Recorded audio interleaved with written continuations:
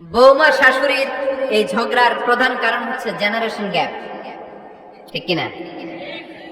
শাশুড়ি এক জেনারেশনের আর বৌমা আরেক জেনারেশনের। শাশুড়ি ভাবে একরকম, বৌমা ভাবে আরেক রকম। শাশুড়ি চায় বউর উপর খবরদারি করতে, বউ চায় শাশুড়ির উপর খবরদারি করতে।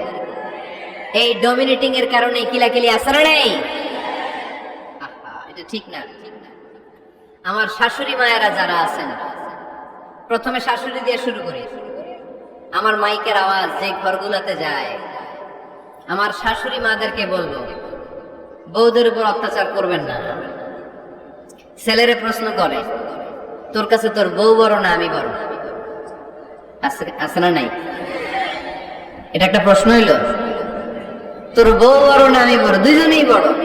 তো এক ছেলে সুন্দর উত্তর দিছে, আমার কাছে ভালো লাগছে উত্তরটা শুনে। এক মা প্রশ্ন করছে, তোর এতদিন আমি লালন পালন করে বড় করলাম, জীবন যৌবন তোর জন্য শেষ করলাম, আজকে বউ পেয়ে বউ তোর আপন হয়ে গেল। এবার ছেলে উত্তর দিছে, মা, আমার মুখ থেকে মা ডাক শোনার জন্য তুমি কি কষ্টটাই না করছো জীবনে। 10 মাস আমারে পেটে ধারণ করলা, খাইতে পারো নাই, বমি করছো, খালি ওষুধ খাইছো, তোমার পেট কেটে আমারে বের করা হয়েছে, 2 বছর আমারে দুধ খাওয়াইছে, পেশাব পায়খানা পরিষ্কার করেছে। বয়স যখন 3-4 তখন তোমার আমি মা ডাকছি, এই মা ডাকটা শোনার জন্য তুমি এত কষ্ট করছো। আর আরেকবারের মাইয়া এই ঘরে আইসে তোমার মা ডাকা শুরু করছে। যেই মেয়েটা তোমারে মা ডাকে সে আমার আপন হবে না কেন মা?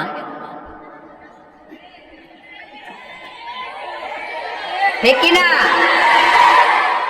এই মা ডাক শোনার জন্য তুমি এত কষ্ট করলা, আমার লালন পালন করলা, 10 মাস পেটে ধরলা, পেশাব পায়খানা পরিষ্কার করলা, এরপরে মা ডাক শুনতে পারছো।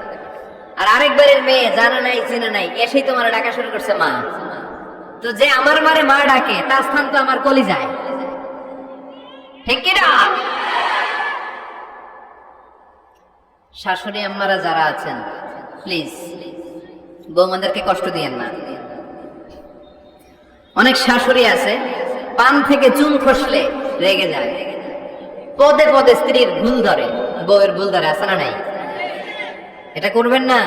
সে তো নতুন, আপনার অনেক এক্সপিরিয়েন্স হতে তার সময় লাগবে, তাকে সময় দিন, তাকে ভালোবাসুন, ঠিক কিনা?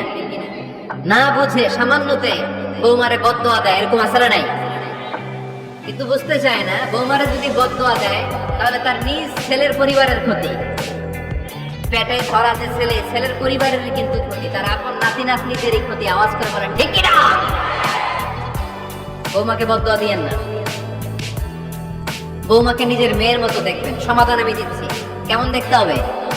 নিজের মেয়ের মতো। নিজের মেয়ে সকালে ঘুম থেকে উঠে 11টা, ওইটা সমস্যা নাই। বৌমা কেন উঠলো না, ওইখানেই ঝামেলা, আছে না নাই?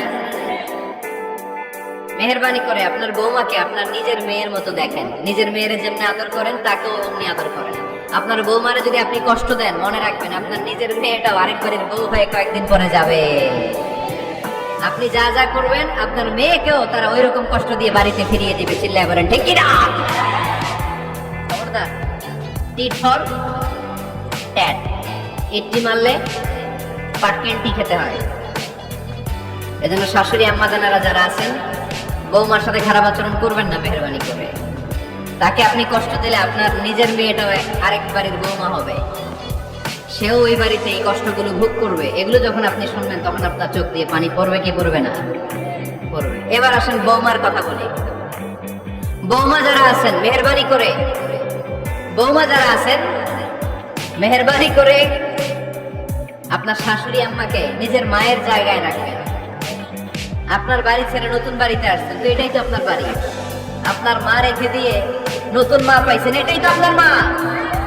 ওনাকে মায়ের জায়গায় বসাতে আপনার সমস্যাটা কোথায়? বৌমারা খেয়াল রাখবেন, আপনি আপনার শাশুড়ির সাথে যে আচরণটা করতেছেন, আপনার শেষ বয়সে আপনার ছেলের বিয়ে দেওয়ার পরে যে বৌমাটা আসবে ওই আচরণই আপনাকে ফিরিয়ে দিবে। The nature has its own return. প্রকৃতির একটা মাইর আছে, এটা শেষ মাইর, এটা শেষ খেলা। প্রকৃতির খেলা বড় খেলা। আপনি আপনার শাশুড়ির সাথে যে আচরণ করবেন, আপনার শেষ বয়সে আপনি একদিন শাশুড়ি হবেন, এটা মাথায় রাখবেন। ওই আচরণই আপনি ফিরে পাবেন। আওয়াজ করে বলতে হবে ঠিক কিনা? এজন্য 9 নাম্বার পয়েন্টস হচ্ছে মিউচুয়াল রেসপেক্ট। সবাই যেন সবাইকে ভালোবাসে। দোষ